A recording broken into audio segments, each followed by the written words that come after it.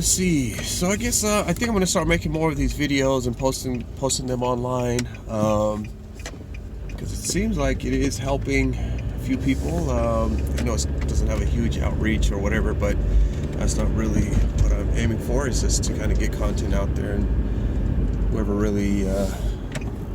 it'll really help, they'll come across it. But I was thinking about acceptance, and how acceptance is really discussed amongst all the circles, anxiety circles. You have to accept, you have to accept, you have to accept. I think for me, why that initially didn't work is, for me as a person by nature, I don't like authority, and I'm very stubborn, and I guess I could get behind the psychology behind that as to why, but for the purpose of this video, I'll just leave that out. But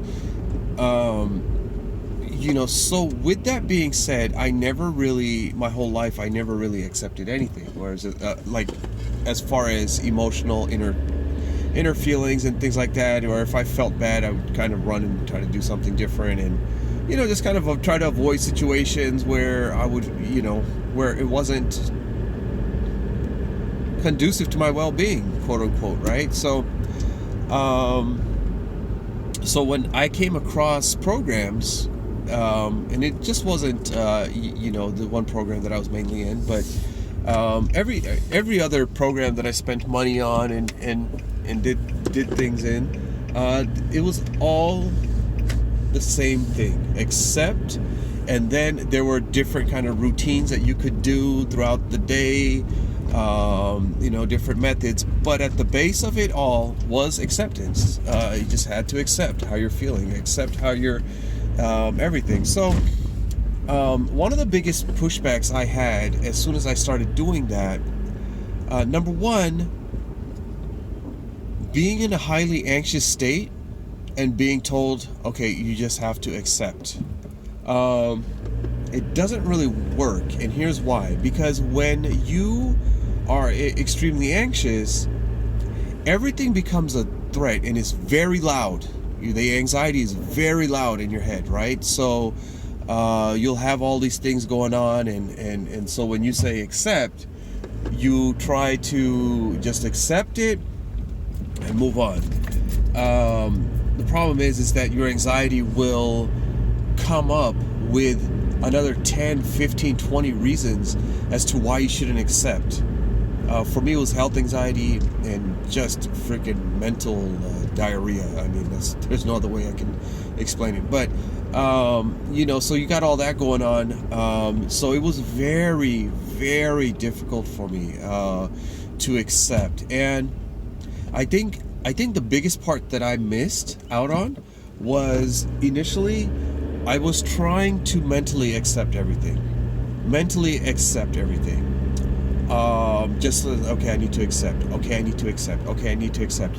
But there's a much deeper aspect of what's going on here. And what really started working for me, and I hope that this helps somebody that's watching this, is I started to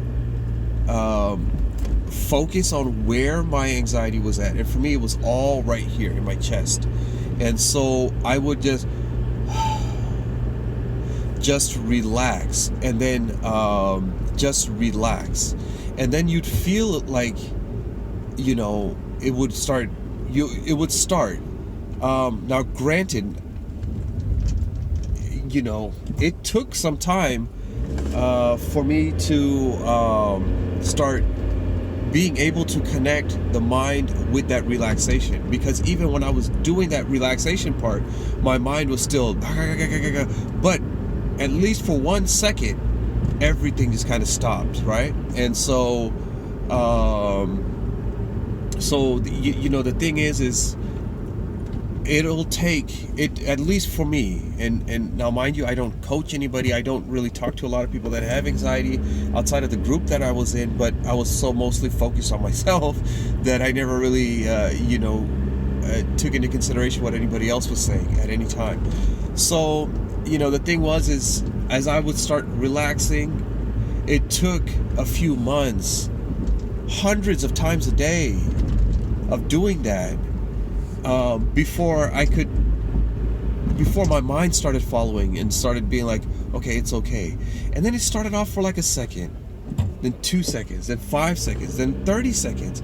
And then there were like hours where it would start to kind of chill out.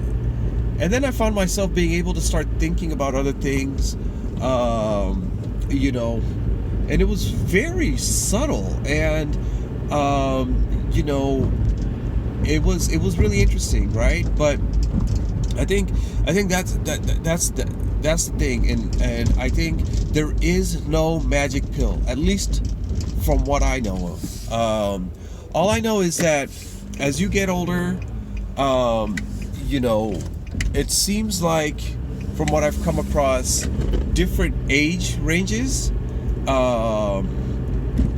the anxiety is different. Well, the symptoms and feelings and symptoms are all the same, but oh God, what am I trying to say? Well, I think what I'm trying to say is, because I experienced this in my early 20s, and for about a year, it was not as severe. Okay, but it was pretty much on my mind, like, constantly throughout the day, but nowhere near as what I just went through for the past 2.5 years or whatever it was. And it just eventually just kind of went away completely. And so, but point being is that in my early 20s, I was just out of high school. My parents were getting a divorce. I wasn't sure what I was going to do with my life.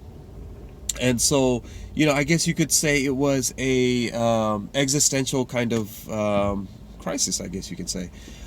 This time around, I had 2 children, pregnant with another one. There was some stuff going on with the pregnancy. I had a very stressful job. And so the thoughts and the severity and the everything, it was much different. And so this is where I'm saying, like, the age ranges might make a difference here, but the way to get out of it is pretty much the same. And I think what ended up happening, and I also got in my own way, is that because I experienced it in my early 20s, I was thinking that it was just gonna go away by itself again. So but that led to frustration, because I was just like, okay, well, this isn't going away. Okay, I know what it is this time. Why is it so severe? Why? And during that whole process, I just overworked my brain. And so it turned into to be this real big kind of, it just turned into a thing. But in any case, I'm going to keep this video right here.